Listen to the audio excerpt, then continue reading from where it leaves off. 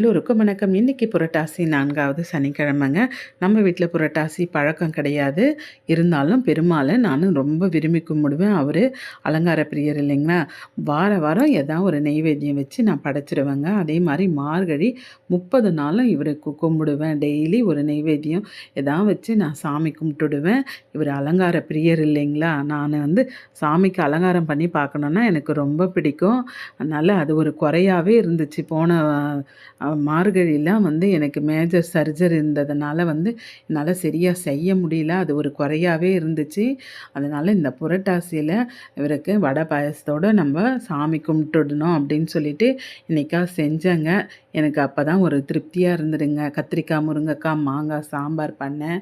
பருப்பு வடை, வெங்காயம் பூண்டு சேர்க்காத பருப்பு வடை. எல்லா சமையலுமே அப்படிதாங்க. மாங்காய் பச்சடி, முருங்கைக்கீரை பொரியல், பச்சை பயிறு சுண்டல், வெண்டைக்காய் பொரியல், கொத்தவரங்காய் பொரியல், வாழைக்காய் வறுவல், கொஞ்சம் ரசம் வச்சேங்க. வடை பாயசம் பண்ணேன். பண்ணிவிட்டு சாப்பிட்டோம். நம்மளால் முடிஞ்சது வரைக்கும் நான் பண்ணேங்க. எனக்கு தெரிஞ்சது வரைக்கும். பெருமாளுக்கு சாமி கும்பிட்ணுன்னா எனக்கு ரொம்ப பிடிக்கும். ஈவினிங்காக விளக்கேற்றிட்டு பஞ்சமியும் கூடங்க இன்றைக்கி. அதனால் விளக்கு கடைக்கு பஞ்சமி பூஜைக்கு போயிடுவேன் எப்போவுமே. அங்கேக்கும் புளி சாதம் பண்ணி எடுத்துகிட்டு போனேங்க பிரசாதம். எல்லாம் பூஜைலாம் சிறப்பாக முடிஞ்சுதுங்க. நம்ம கையாலேயே அர்ச்சனை பண்ண சொல்லுவாங்க பாருங்கள். ரொம்ப சந்தோஷமாக இருக்கும். புதுசாக யாருனா வராங்களாம், அவங்க கையால் அர்ச்சனை பண்ண சொல்லுவாங்க. வாராகி அம்மன் பாருங்கள், பூவாலேயே பாவாடை செஞ்சு ஆடை செஞ்சு எடுத்துகிட்டு வந்தாங்க ஒருத்தருங்க. எவ்வளோ அழகாக இருக்குது பாருங்களேன். சாமி அலங்காரம் அவ்வளோ அருமையாக பண்ணுவாங்க.